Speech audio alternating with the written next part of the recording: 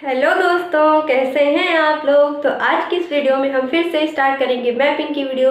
इस मैपिंग में हम क्या पढ़ने वाले हैं, इस मैपिंग में हम पढ़ेंगे यूरोप की मैपिंग, ठीक है। और देखते हैं कि आपको इस मैपिंग से क्या क्या पॉइंट्स याद है, ठीक है। जो जो पॉइंट्स याद हो उसको कमेंट बॉक्स में ज़रूर से लिखना है, ठीक। चलिए अब स्टार्ट करते हैं। पहले तो हम बात करते हैं किसके बारे में, यूरोप के बारे में। यूरोप में कौन कौन से, पहले बेसिक एक पॉइंट जो है, सीधा सा ये समझो कि यूरोप में कौन कौन सा जगह है, कौन कौन सा देश आता है, ये सभी हमें पहले नॉर्मल चीज़ें पढ़नी पड़ेंगी, ठीक है। अगर आप फ्रेशर हो तो इसे सब पहले जानना पड़ेगा। अगर आपने एक दो बार पढ़ा है तो जो मैं यहाँ पे लिख रही हूँ पॉइंट्स को, उन सभी को आपको ध्यान से पढ़ना है, ठीक है। यूरोप में देखो जैसे आता है, मैं लिखती जा रही हूँ यहाँ पे, जैसे आता है रशिया, ठीक है, और यहाँ पर स्विट्जरलैंड, ठीक, यूके, और उसके बाद फ्रांस, स्पेन, लग्जमबर्ग, ठीक है, जर्मनी, आइसलैंड, आयरलैंड, ये सभी देश यहाँ पर आते हैं, ठीक है। इटली हो गया, टर्की हो गया, इटली, टर्की, ये सभी देश यहाँ पर आते हैं, ठीक है। और अगर हम बात करें कि जैसे कि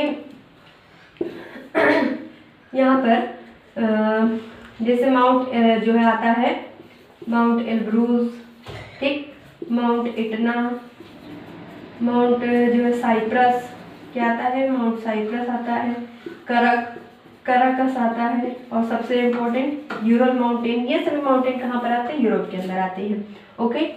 और अगर पॉइंट हम समझे यहाँ पर, तो जो रशिया है यूरोप में आता है और दोनों एशिया में भी आता है। रशिया और जो है यूरोप और एशिया दोनों कॉन्टिनेंट में इसका हिस्सा आता है, ठीक है। यूरोप और एशिया को कौन सा पहाड़ अलग करता है, तो यूरल माउंटेन जो है वो इस दोनों को आपस में डिवाइड करता है। ये क्वेश्चन आपसे पूछा गया है पेपर में, ठीक है। अब चलिए हम बात कर लेते हैं। ये तो हो गया एक सीधा सा पॉइंट जो कि हमें समझना था। अब हम जो है समझने वाले हैं, जो यहाँ पे मैंने पॉइंट लिखा है उसके बारे में, ठीक है।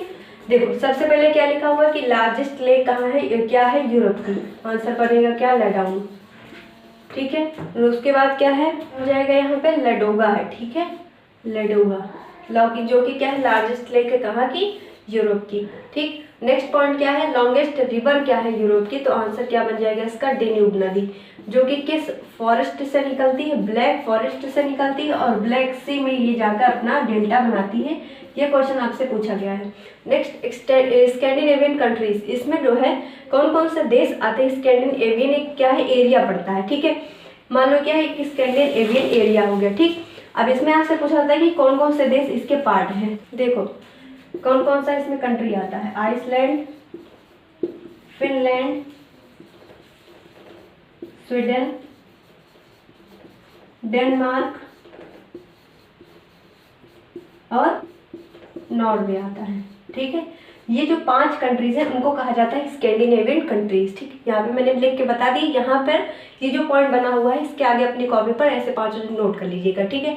आइसलैंड की जो कैपिटल है रिकयाविक, जो क्या है कि पूरे यूरोप की नॉर्दर्न कैपिटल है, ठीक है। क्या है, नॉर्दर्न कैपिटल। अगर आपसे पूछा जाए कि यूरोप की, या फिर ऐसे ही क्वेश्चन आ जाता है कि सबसे नॉर्थ में कैपिटल किस देश की कैपिटल है, या फिर कौन सी ऐसी सिटी है जो कि सबसे नॉर्थ में है और वो एक कैपिटल है, यानी कि एक राजधानी है। आंसर क्या बनेगा, रिकयाविक, ठीक है। नेक्स्ट पॉइंट क्या है, यहाँ पे मैं लिख दे रही हूँ, ठीक है, इसको इरेज कर दे रही हूँ, आप लिख लीजिएगा बाद में, ठीक है। यहाँ पर लिख दे रही हूँ मैं नॉर्दर्न कैपिटल, ठीक है। यहाँ पे एक चीज़ लिखा हुआ है, इटली के अंदर एक सिटी है जिसको हम कहते हैं मिलान। ये जो मिलान नामक शहर है इसको कहा जाता है मैनचेस्टर ऑफ इटली। क्या कहा जाता है इसको, मैनचेस्टर ऑफ इटली, ठीक है। और ये क्वेश्चन आपसे कई बार पूछा गया है कि मैनचेस्टर ऑफ इटली किसे कहा जाता है, याद रखिएगा मिलान। अब आपको ये कमेंट करके बताना है मिलान में किसी क्रिकेटर या फिर किसी एक्ट्रेस की शादी हुई थी, ये जरूर बताना, ठीक है। इस बहाने आपको याद तो हो जाएगा कम से कम कि जो मिलान नामक की जगह है उसको क्या कहा जाता है, इसलिए मैं आपसे पूछ रही हूँ, ठीक है। अब नेक्स्ट क्वेश्चन क्या है, डेन्यूब। अब यहाँ पर डेन्यूब मैंने इसलिए लिखा हुआ है क्योंकि ये कुल 10 देशों से जाती है। जो डेन्यूब यहाँ पर बोला गया लॉन्गेस्ट नदी है, तो कुल 10 देशों से जो डेन्यूब नदी है वो होते हुए जाती है। एंडोरा, ये जो एंडोरा है ये क्या है, एक कंट्री है जो कि IMF का 190th मेंबर है, मतलब 190वां देश IMF का कौन है? एंडोरा है, जो कि कहाँ पर आता है? यूरोप के अंदर आता है। और जो इसका एरिया है स्पेन और फ्रांस के बीच में है। किस कहाँ पर है? स्पेन और फ्रांस के बीच में है। नेक्स्ट पॉइंट क्या लिखा गया है? ब्यूटी ऑन सी किसे कहा जाता है? तो स्टॉकहोम को क्या कहा जाता है? ब्यूटी ऑन सी। और ऐसे क्वेश्चन आपसे पूछे जाते हैं पेपर में, जैसे मान लो ऑप्शन में ऐसे दे दिया गया कि ब्यूटी निम्नलिखित में से ब्यूटी ऑन सी किसको कहा जाता है? अलग अलग ऑप्शन आपको दिए जाएंगे, तो याद रखिएगा स्टॉकहोम को क्या कहा जाता है? ब्यूटी ऑन सी। ठीक है, तो चलिए दोस्तों अब देखते हैं और कौन कौन से ऐसे पॉइंट्स हैं जो कि यूरोप की मैपिंग से हमारे एग्जाम के लिए इम्पोर्टेंट है। मैं सिर्फ वही पॉइंट्स उठा रही हूँ जो कि हमेशा एग्जाम में रिपीटेडली पूछे जाते हैं, जो लगातार एग्जाम में आती है। सिर्फ वही पॉइंट्स मैं उठा रही हूँ ताकि आप सिर्फ पॉइंट टू पॉइंट पढ़िए। ठीक है, चलिए देखिए नेक्स्ट पॉइंट क्या है कि land of forest and lake ये किसे कहा जाता है? तो आंसर क्या बनेगा? फिनलैंड। जो फिनलैंड है इसको कहा जाता है लैंड ऑफ लेक। ठीक है, और ये स्टेटमेंट आपसे कई बार क्वेश्चन में पूछा गया है कि लैंड ऑफ लेक के नाम से किसे जाना जाता है, या फिर किस शहर को या फिर किस कंट्री को जाना जाता है।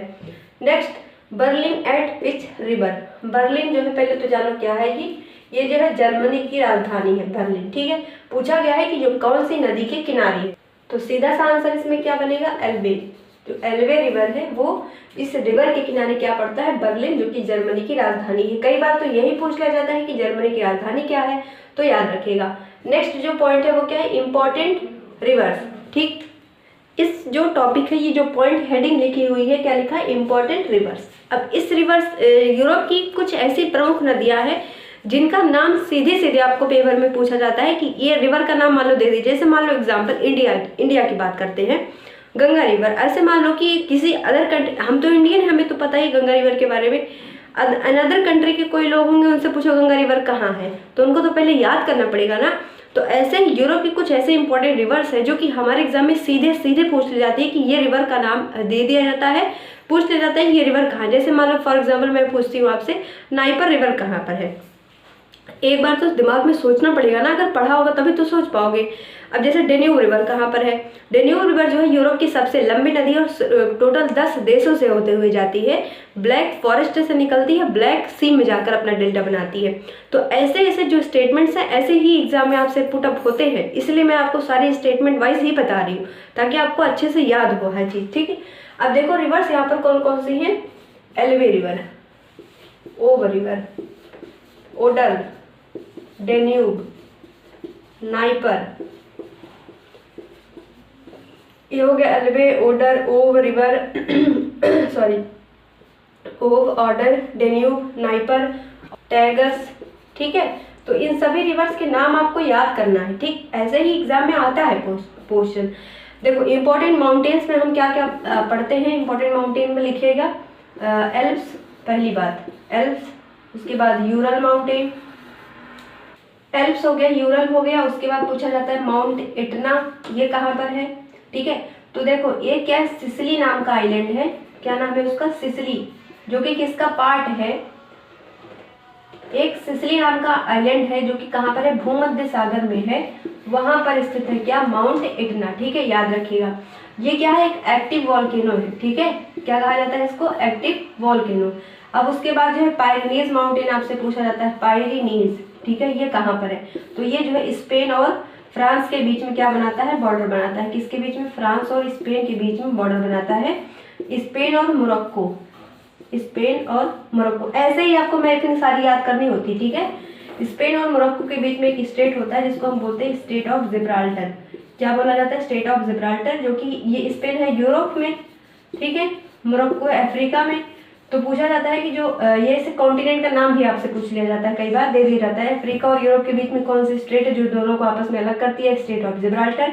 पूछ लिया जाता है कि कौन कौन से देशों को आपस में अलग करती है? तो स्पेन और मोरक्को, इन दोनों को आपस में डिवाइड करती है। कौन सी स्टेट? State of Gibraltar. ठीक है, तो ये तो हो गया यूरोप की मैपिंग, जिसमें जो जो इंपॉर्टेंट पॉइंट है वो मैंने आपको बता दिया है। अब हम मिलेंगे अगले लेक्चर में जिसमें हम अफ्रीका की मैपिंग को पढ़ेंगे। ठीक है, इसके पहले मैंने ऑस्ट्रेलिया, एशिया और नॉर्थ अमेरिका, साउथ अमेरिका, इन सभी की मैपिंग आपको बताई हुई है। सारे वीडियोस को अच्छे से पढ़िएगा उस प्लेलिस्ट में। ठीक है, सारा सब कुछ है। तो अब हम मिलेंगे अगले लेक्चर में जिसमें हम पढ़ेंगे किसके बारे में? अफ्रीका की मैपिंग। ठीक है, चलिए तब तक के लिए थैंक यू, और अच्छे से अपनी जो वीडियोज है उसको रिवाइज करते रहिएगा। मिलते हैं अगले लेक्चर में, तब तक के लिए थैंक यू।